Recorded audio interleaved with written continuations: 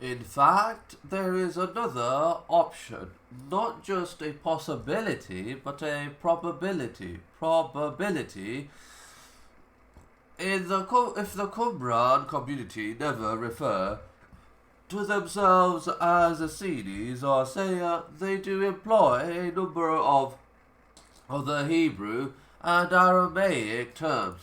From these terms, it is clear that the community did not have a single definitive name for themselves.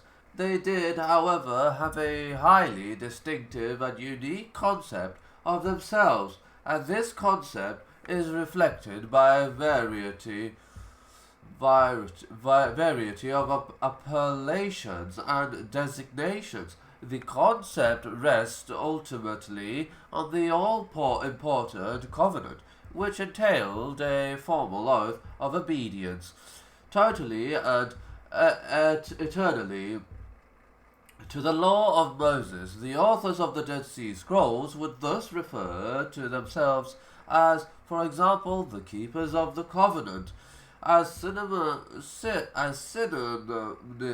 for covenant and law. They would often use the same words that figure so prominently in Taoism: way, work, or works, my son, in Hebrew. They would speak, for instance, of the perfect of the way, or perfect righteousness. Way meaning the work of the law, or the way in which the law functions, the way in which the law works. Variations of these themes run all through the Dead Sea Scrolls.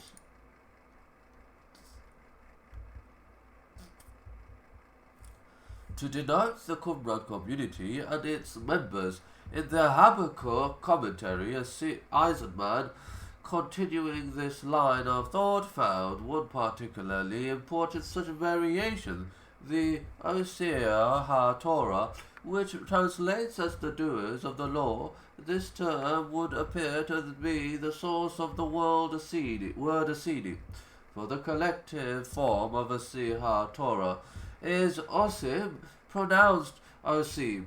The Qumran community would thus have constituted collectively the Osim. They seem, in fact, to have been known as such. An early Christian writer, Epiphanius, speaks of an allegedly heretical Judaic sect which once occupied an area around the Dead Sea. This sect, he says, were called the Essenes.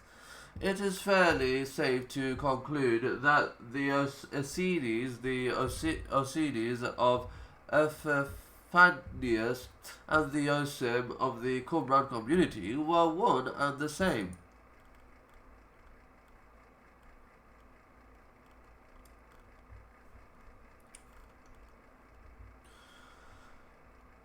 Qumran showing the Marl terraces. The photograph was taken from the ruins looking west towards the Judean hills, with K5 on the extreme left and the two openings of the K4 just to the right. The original entrance to the K4 can be seen above the right-hand opening.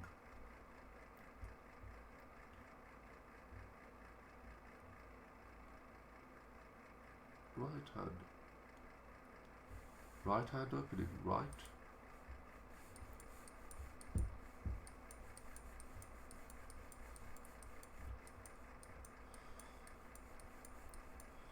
The ruins of Qumran, caves 4 and 5, can be seen at the end of the nearer eroded cliff face.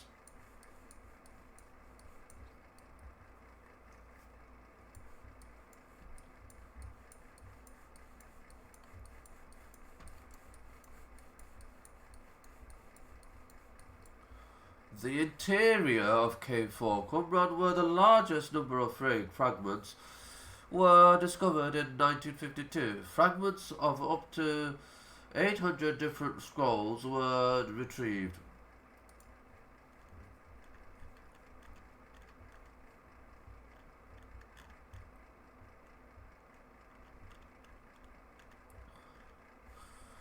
The Qumran ruins from the fortified tower in the foreground are the remains of the circular weapons forged, to the left of which part of the water conduit has been exposed.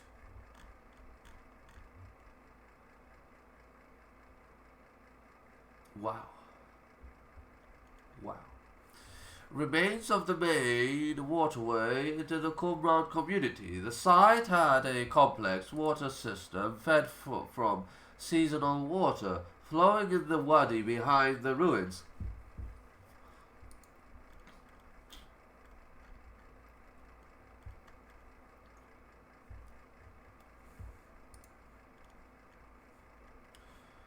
A cistern cut into the desert floor on the rocky terraces near to the Qumran ruins. Water control and storage were vital to the survival of such a community.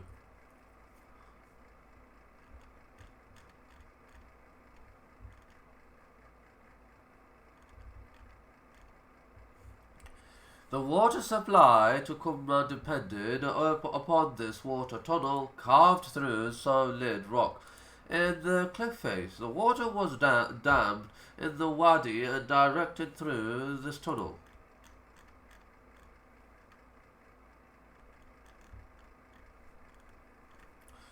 The exit of the water tunnel. From here, the water flowed down the waterway to the settlement itself.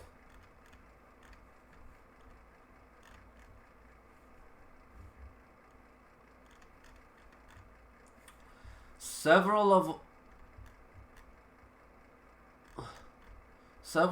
the 1,200 or so rock-covered graves slightly to the east of TB ruins are lined north-south. Contrary to normal Jewish practice, the graves appear to be unique to the Qumran type of community. A small number of graves has been opened and the remains of men, women and children found.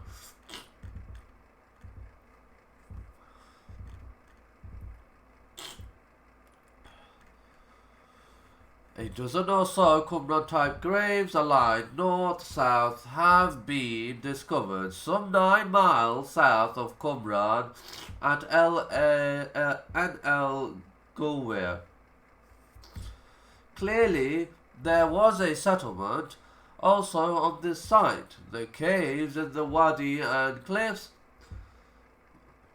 behind may well have served as repositories for the same type of scrolls as were found near Qumran.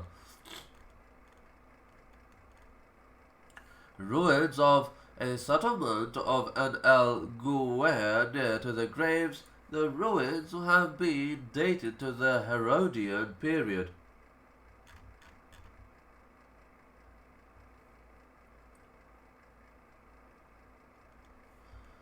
The pyramidal hill at Gamla in the Golan, where the final citadel stood.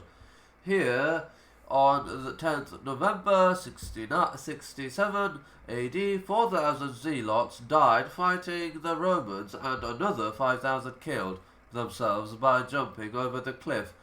The Dead Sea Scrolls provide an insight into the rationale which lay behind the mass suicide.